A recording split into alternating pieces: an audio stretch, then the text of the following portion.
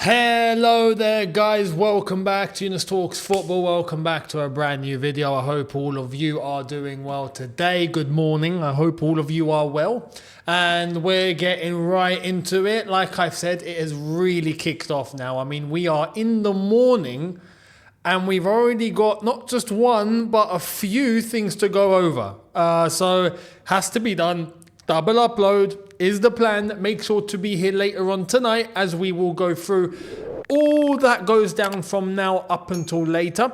I'm sure there's going to be tons, so it's going to be a big video just like yesterday evening was, which you can check out right here if you haven't seen it already. Now, let's get cracking with the latest, starting with what is going on with Michael Olise. Let's get into it, and I've got something to say. Let's get into it. Here it is. Chelsea want to sign Michael Olise this summer. From the secret scout, Olise and Madueke right wing, Mudryk and Sterling left wing. Now, secret scout is someone that's actually quite well connected with Chelsea. And yeah, when he comes out and says this, I think it's to take this plan as the plan. Olise and Madueke as our right wing options. Palmer will come into the 10. Mudryk and Sterling will be our left-wing option, so it doesn't look like any of them are going. Now, even if Somerville, for example, were to come in, what would that mean for one of them? Maybe a potential move, but up until that point, nah, they're the two left-wingers, and they're the ones that are definitely going to be staying at the club. Let's keep reading, because there's a little bit more. Here it is. Academy scoop linked to Manchester United. Chelsea will meet with Michael Olise's representatives in the coming days with a view to proactively concluding a deal. This is where it gets interesting. And this is where I want to bring up, if I'm able to, I've got it here. I think it's only right that I actually show this and address this, because something needs to be said here. Check this out.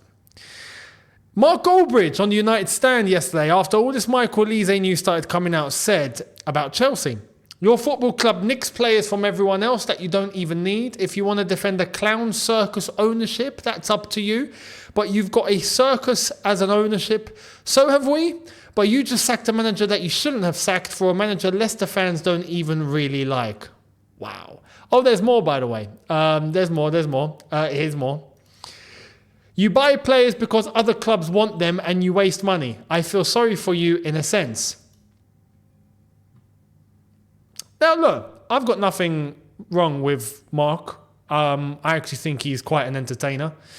I don't get onto his case for getting things wrong, because we all get things wrong. I think that's standard. No one's perfect. I think many of the people that say, oh, you got this wrong, or, yeah, so did you on many fronts. No one's perfect. We all get things wrong. So I don't go on that. But what I will say is that this is basically pretty evident that he's salty. He's salty because he knows. Like I said yesterday, I think it's looking good, and I stick to that. I think it's looking good. Michael Olise, I think, is heading our way. Now, if he wants to say that we are run by a clown circus ownership and that we got to nick players from other clubs because they want them, and it's not because we want them, it's because they want them and we just take them from other teams, then for a club that managed to finish ahead of Manchester United whilst also beating them 4-3, run by a clown circus ownership, I think Mark needs to look within at his own football club, because, my friend, if we run by a clown circus ownership are beating your club that's run by what? 2 signings, then I think the problem lies with your club, not with our club. You need to take a look at your club rather than us. Because like I've said, if we are run by a clown circus ownership, which I won't testify against to an extent, I agree. But if we're run by a clown circus ownership and you can't beat us to signings, then I'm afraid your club is run by a bunch of seals. Now, that's why you probably got your roof leaking at Old Trafford, because, I don't know, seals like water, right? So maybe you got a bunch of seals running your football club, and maybe that's where the problem lies. So don't look at us. The fact that we're getting or looking to get deals done with the situation we've put ourselves in, right? I think that looks really bad on Man United. rather than Chelsea. So just thought I would get that out there. But with Michael Olise, this is where I am honestly thinking that we definitely are ahead of Manchester United in terms of getting Olise through the door. And hopefully it remains that way. I do think that we will end up getting the funds that we need in order to get this deal done. It does look like we are actually really trying to chase the player properly. One thing that Man United fans, like I mentioned yesterday, need to understand is that Olise has old Chelsea links. He's got his little brother that's currently at Chelsea. I mean, he's got friends. There's more links to this than there is with Man United. It just is what it is. And Man United, yes, you've got Europa League football because you won the FA Cup. Whoop-de-doo, right? Now, I've got to be honest. Am I a little salty there? Yeah, perhaps. But at the end of the day, I don't think it's all based on that. If United had Champions League football now, different story. But they don't. So it is what it is. And I think we will, well, not we will, I think we are in a prime position to go in for Michael Olise and remain in pole position. So let me know your thoughts down below. And we will see what happens, because I've got a feeling that this one's not going to drag. I've got a feeling this one's going to resolve itself pretty quickly. So let's see. Now, let's move to Conor Gallagher, what the latest is with him, because Fabrizio has given us an indicator as of this morning. So here it is. Chelsea are prepared to ask for a fee in excess of £50 million for Conor Gallagher this summer. After the Mount deal last summer, Chelsea see Gallagher in a similar position with Aston Villa, Tottenham and one club from abroad keen on signing him. No negotiations taking place yet. Understandable. But it does seem like, and I've not got it here, but it seems like that other club in question might actually be Atletico Madrid and Diego Simeone, who I think, by the way, Gallagher would fit in like a glove, because, you know, it's all about the dirty work. Go in and get stuck in, come back and defend, break some legs, you know, Diego Simeone ball.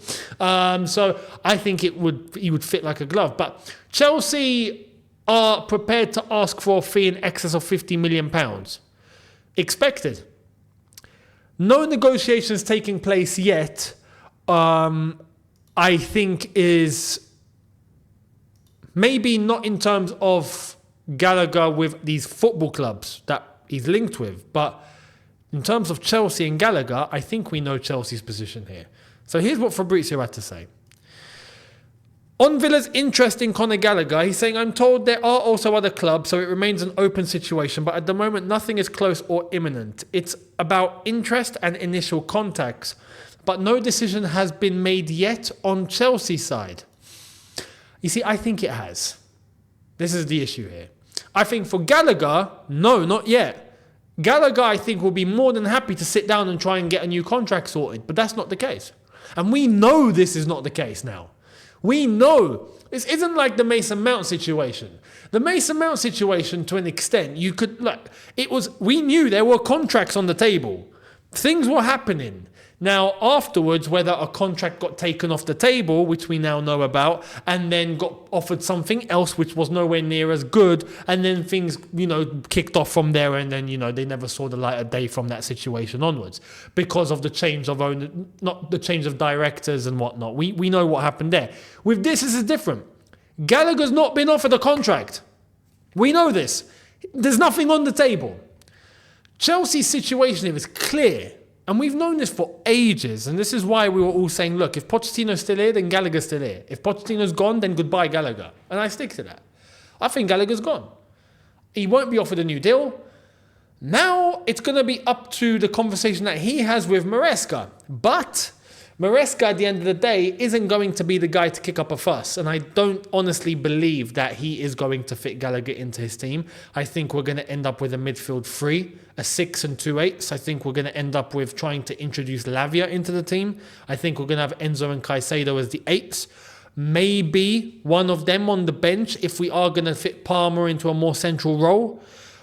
If we go with a double pivot, then I think that's going to be Enzo Caicedo anyway. Or with Lavia, someone with or without Lavia. Gallagher for me just isn't going to fit in Maresca's team. So I think he's gone. So on Chelsea's part, I think it's clear. But we wait and see which club are going to make the most effort to try and get him. If there's competition for his name, that's only going to suit Chelsea, because Chelsea are going to try to make the most amount of money from that. And if there is competition and a bidding war, then I think we can get 50 million for him. Aston Villa versus Tottenham versus Atletico Madrid, for example, I think that's what it's going to be. Aston Villa, though, I think are the prime candidates here, especially the Champions League team. We'll wait and see what happens, and I'll let you know my thoughts as we get into it more. Here is Fabrizio on the latest to do with Benjamin Sesko. Benjamin Sesko taking some more days to decide his future. There's still new contract proposal from Leipzig on the table. Meanwhile, Sesko said no to €30 million net salary from Saudi. Man United, Arsenal, Chelsea have all approached Sesko since March and April. I think we will pursue Sesko properly. I think he's the striker we're going to be going for. Arsenal seem like they're interested and they want to make him the number 9. Now, that does intrigue me a little bit, because Osimhen, like I mentioned yesterday, Napoli have to do something about the fee. It just seems like no one's paying that money. Not even PSG. We clarified that. So Napoli, if you want to get rid of him, then you're going to have to do something about the fee. Arsenal were linked with Osimhen, and now they're looking like they want Sesko just like we do. So there could be a bit of competition here. I'm intrigued that Arsenal want Sesko, right? I'm going to try and do some more digging into his profile properly and to try and find out exactly what type of striker he is. I need to go back and actually watch like tons of amount of footage of him and tons of clips of him playing and just completely like the intricate details, not just from a highlight reel. I want to see him play properly, not just one game or 2 games. Like I want to go in and dig in and find out what is he truly about as a striker.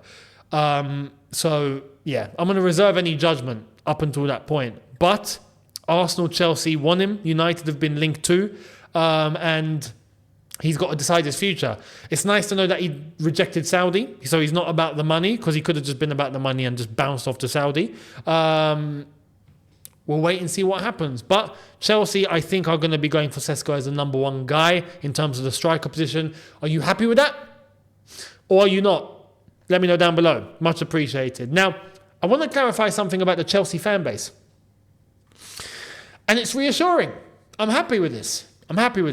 Here's Tom Overend. So Tom Overend is the guy that did arrange Chelsea to, or help to arrange Chelsea to give the tribute to Angry Rantman in the match program, as well as the halftime announcement at the bridge when we did finish the season. So here's what he said. I got to be real.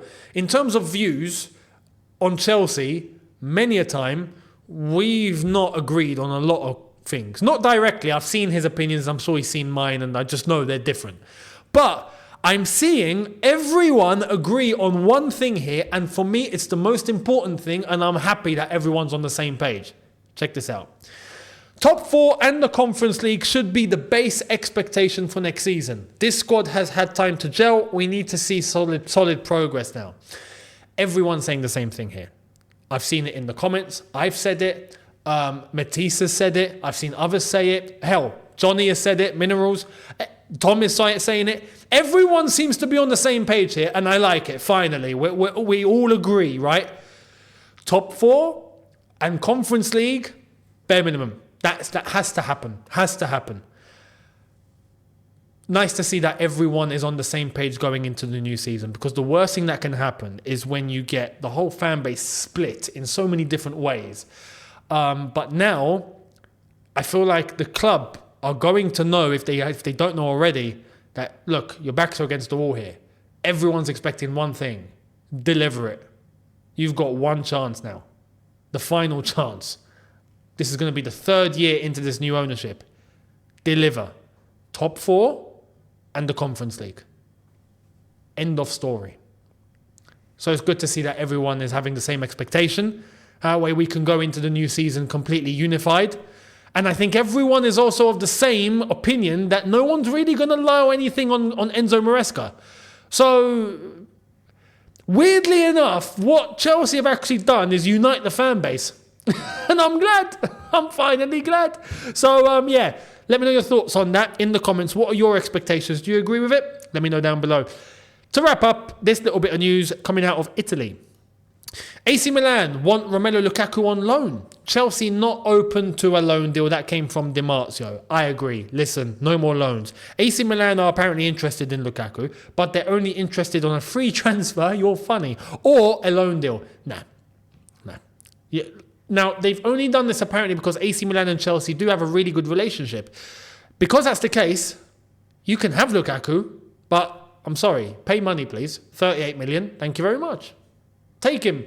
Take him forever. Do what you want. Right? But look, is that going to happen? I actually don't think it will. Antonio Conte is looking like he's going to be unveiled at Napoli today. We know that he does want Lukaku. Please, Napoli, come in and pay the money. And take him. Take him. For good. Right? Antonio Conte, I think it all lies on him. Jose at Fenerbahce has already confirmed he's not interested in Lukaku. I don't blame him. I don't blame him. I don't blame anyone that doesn't want him. But anyone that does want him, respect. Yeah, respect. Conte, you want him? Please come and take him. 38 million, please. Thank you very much. So we'll wait and see what happens after the announcement is made. Today, it's expected Conte will be unveiled as the new Napoli manager. And then we'll start, I'm sure, hearing things about Napoli coming in for Lukaku. Fingers crossed. So let me know your thoughts down below. Much appreciated. I will be here later on for video number 2. Make sure you're here tonight because it's all going to kick off. I'm pretty sure there will be more to discuss from now up until tonight. So make sure you're here. Hit the subscribe button and the notification bell. Don't forget to check out the socials on screen and in the description. And I will see all of you later on. Have a good day. See you tonight. Take care and peace.